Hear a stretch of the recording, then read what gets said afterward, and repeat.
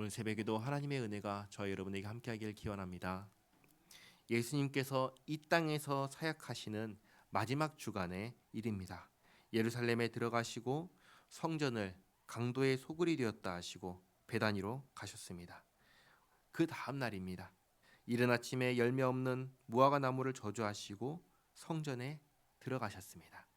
23절에 예수님께서 성전에 들어가 가르치실새 대제사장들과 백성의 장로들이 나와 이르되 내가 무슨 권위로 이런 일을 하느냐 또 누가 이 권위를 주었느냐. 예수께서 대답하시되 나도 한 말을 너희에게 물으리니 너희가 대답하면 나도 무슨 권위로 이런 일을 하는지 이르리라. 요한의 세례가 어디로부터 왔느냐 하늘로부터냐 사람으로부터냐. 세례 요한은 구약 성경이 예언한 마지막 선지자입니다. 세례 요한은 주의 길을 예비한 주의 사자입니다. 그러니 세례 요한의 세례는 사람이 아니라 하늘로부터 온 것이죠. 이 당연한 대답을 하지 않기 위해서 그들이 서로 의논하여 이르되 만일 하늘로부터라 하면 어찌하여 그를 믿지 아니하였느냐 할 것이요 만일 사람으로부터라 하면 모든 사람이 요한을 선지자로 여기니 백성이 무섭다 하여. 다시 말해 나는 세례 요한을 인정하고 싶지는 않은데 사람들의 눈치가 보인다 이겁니다. 그래서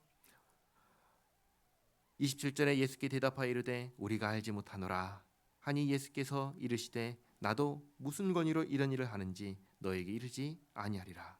그러나 너희 생각에는 어떠하냐. 어떤 사람에게 두 아들이 있는데 맏아들에게 가서 이르되 예 오늘 포도원에 가서 일하라 하니 대답하여 이르되 아버지 가겠나이다 하더니 가지 아니하고 둘째 아들에게 가서 또 그와 같이 말하니 대답하여 이르되 실소이다 하였다가 그 후에 뉘우치고 갔으니 그 둘 중에 누가 아버지의 뜻대로 하였느냐. 이르되 둘째 아들이니이다. 그러니까 중요한 것은 뭐냐면 말을 이쁘게 하냐 이게 아닌 것입니다. 중요한 것은 실제로 했냐 이게 중요한 것입니다. 첫째 아들은 말은 이쁘게 했지요. 아버지 가겠습니다. 말은 이쁘게 했지요. 그러나 하지 않았습니다. 둘째 아들은 말은 밉게 했습니다. 아니요, 싫어요, 안 갈래요. 그랬습니다. 그러나 결국 아버지의 말씀에 뉘우치고 가서 했습니다. 그러니까 결국 아버지의 뜻대로 한 것은 누구냐? 아버지의 말씀에 순종한 사람은 누구냐? 둘째 아들이다 라는 것이죠. 누가 아버지의 뜻대로 행했냐라는 이 예수님의 질문에 이들이 이번에는 아까처럼 대답하지 않았습니다. 이번에는 잘 대답을 했습니다. 그러자 예수께서 그들에게 이르시되 내가 진실로 너희에게 이르노니 세리들과 창녀들이 너희보다 먼저 하나님의 나라에 들어가리라.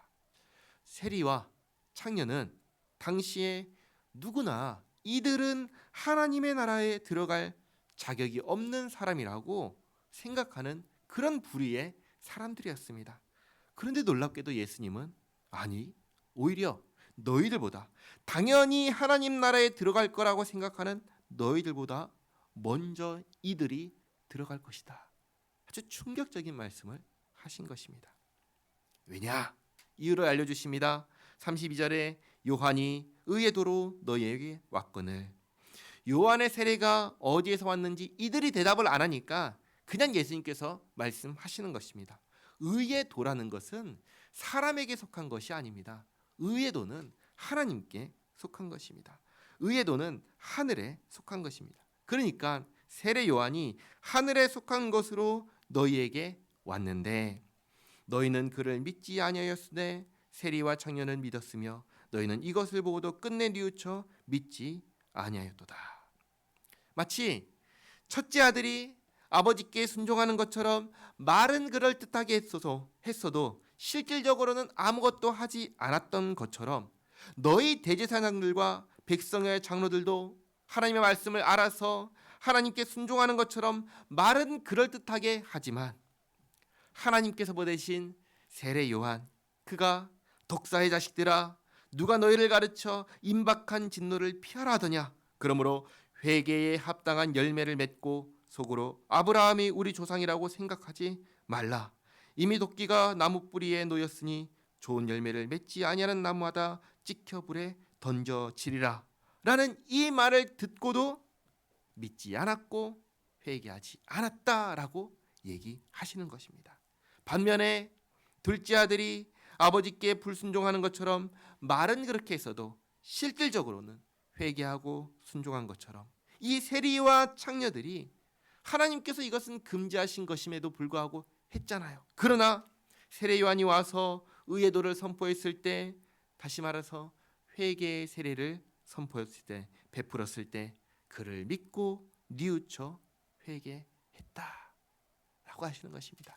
그래서 당연히 하나님 나라에 들어갈 거라고 생각했던 너희들이 먼저 들어가는 게 아니라 이들이 먼저 들어갈 것이다 라고 말씀하신 것입니다.